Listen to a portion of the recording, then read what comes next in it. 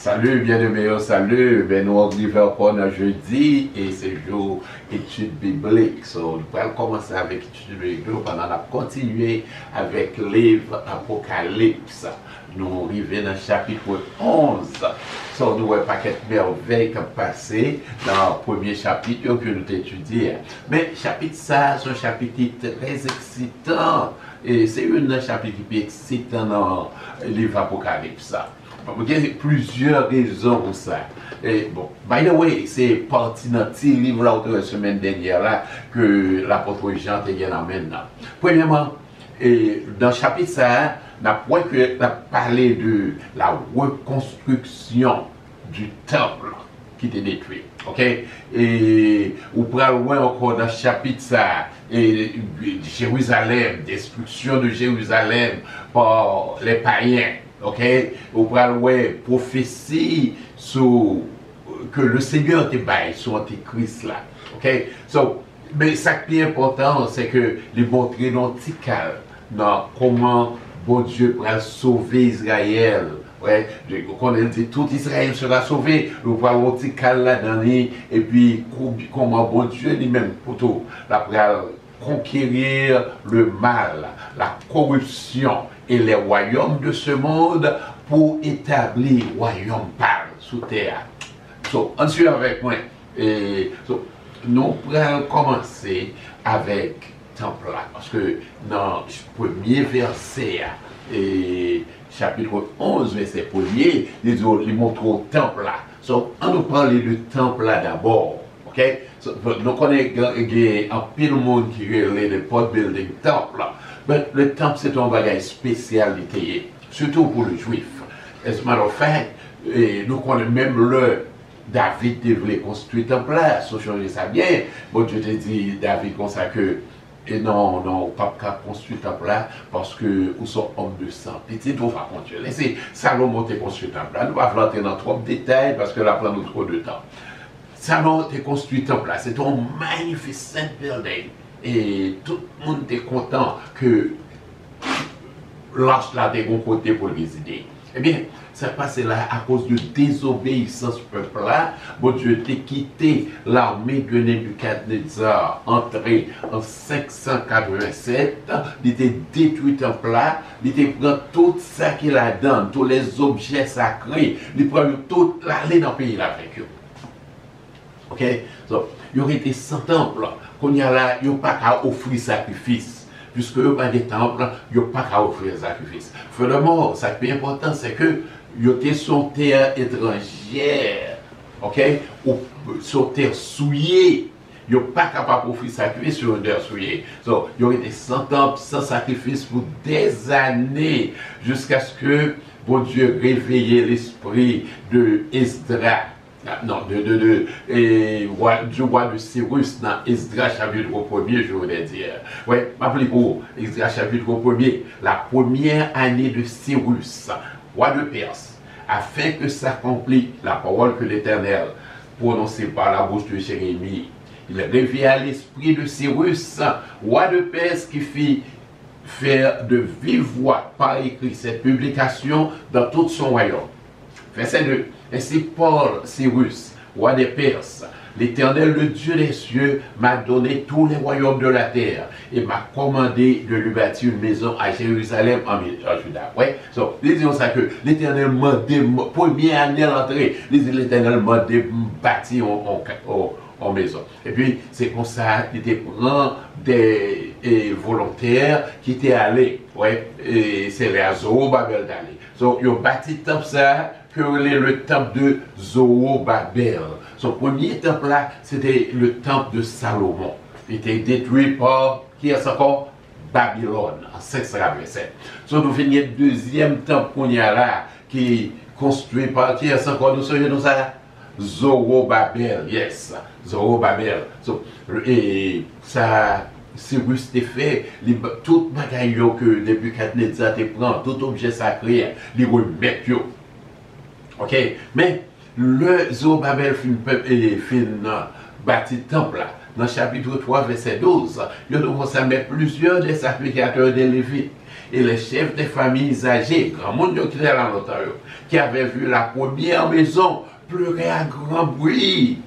Ok, ça qui passait. Ils ont gardé pour Jean premier temple là était belle et puis pas gagné éclat encore. Mais ils étaient contents quand même. Pas vrai? So, il était reconstruit après la captivité de Babylone.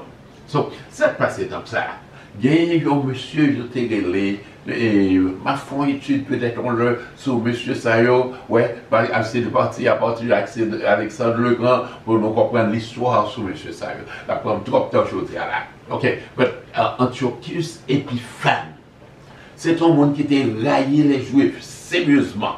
Les railler la religion chrétienne, pas de la religion chrétienne, pas de chrétien, ça, c'est avant Jésus-Christ. Les railler les Juifs, les railler les gens qui observent bon Dieu. Et c'est, il était un très fort helléniste, c'est-à-dire un monde qui est attaché avec la doctrine du grec. Ok? Et c'est les. Et tu prends temple là, les dédiés à un dieu païen ou les Zéus.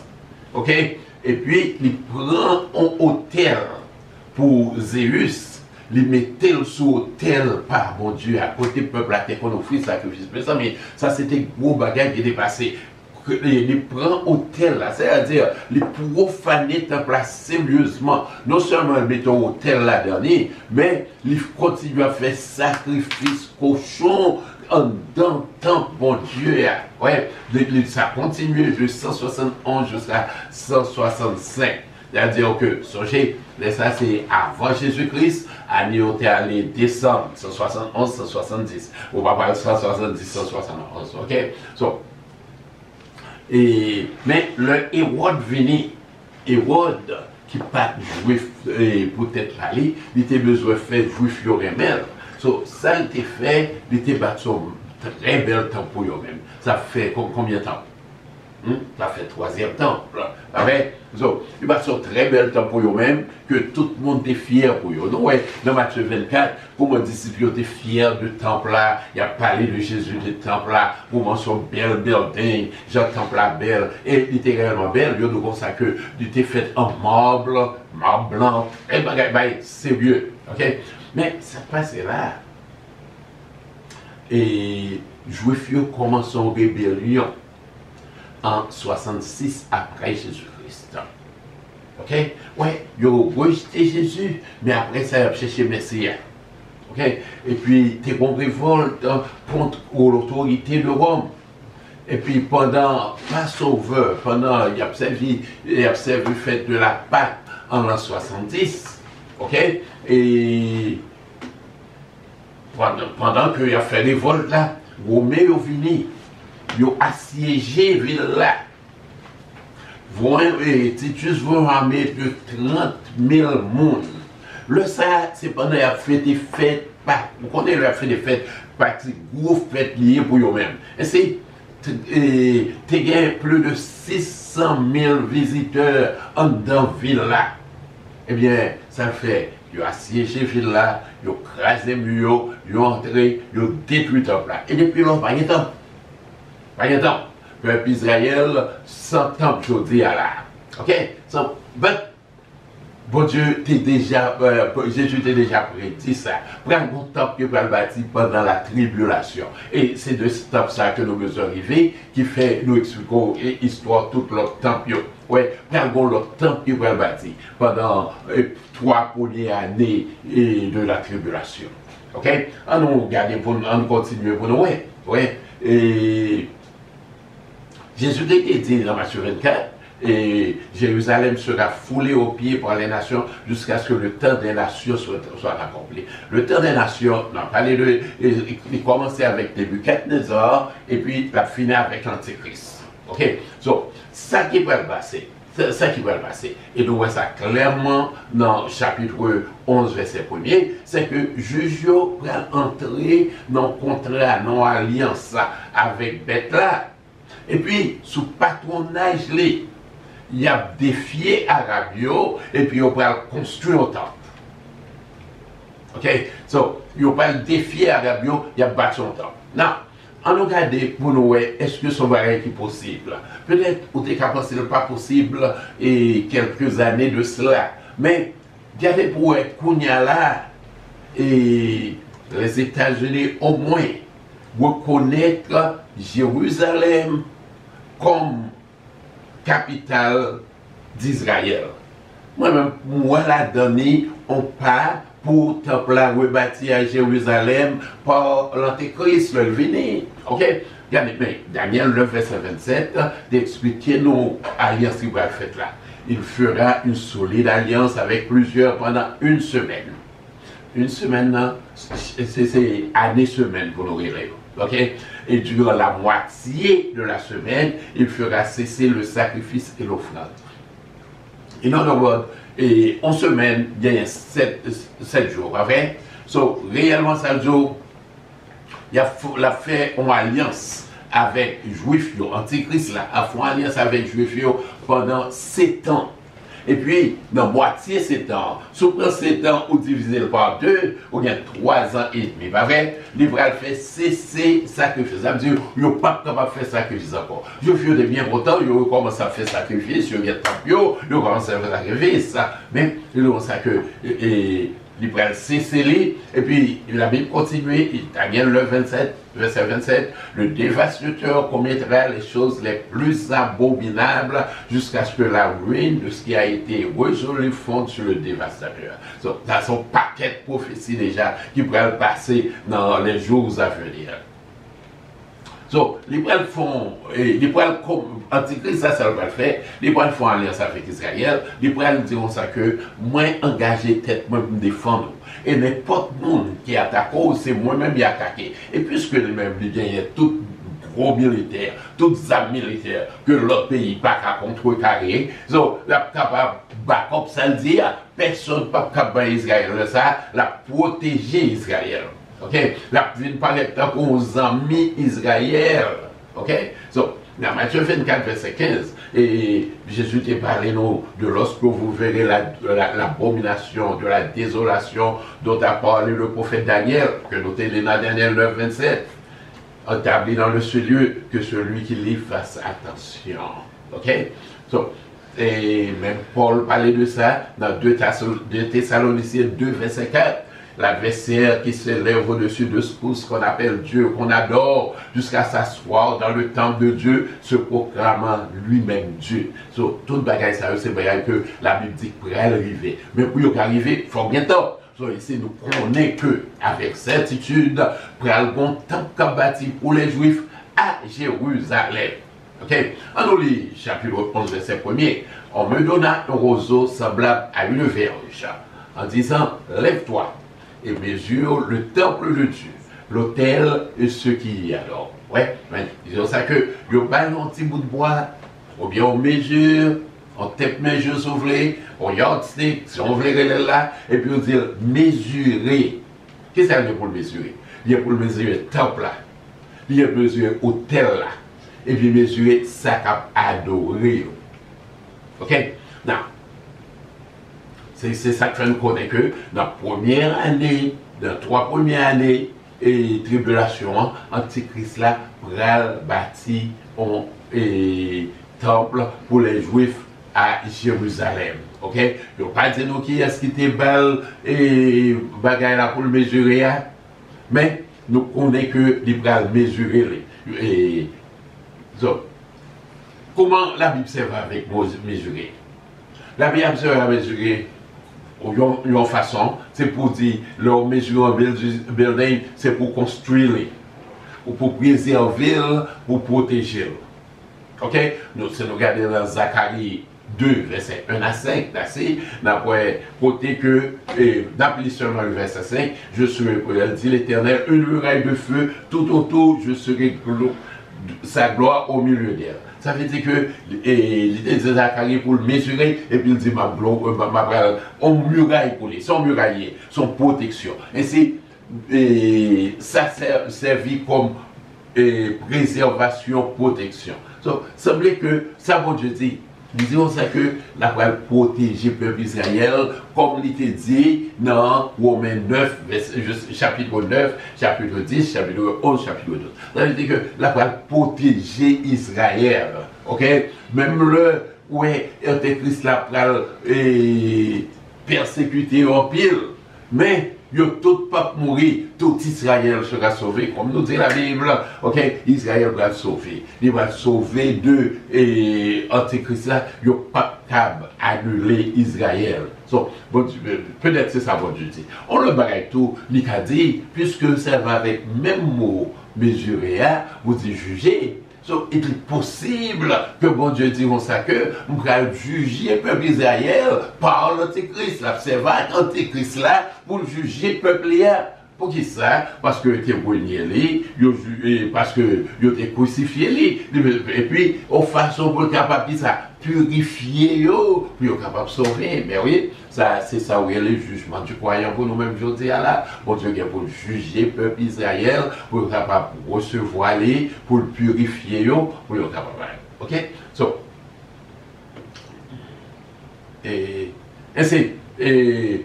nous ne pas voulons aller trop loin aujourd'hui là, mais nous voulons faut comprendre que pour aller un temple là qui va. Ils disent ça que bon Dieu est pour protéger le peuple Israël selon que dit dans Romains chapitre 9, 10, 11. Ils disent ça que le peuple Israël gon val gon petit groupe là-dedans que la Kembe la va sauver. OK?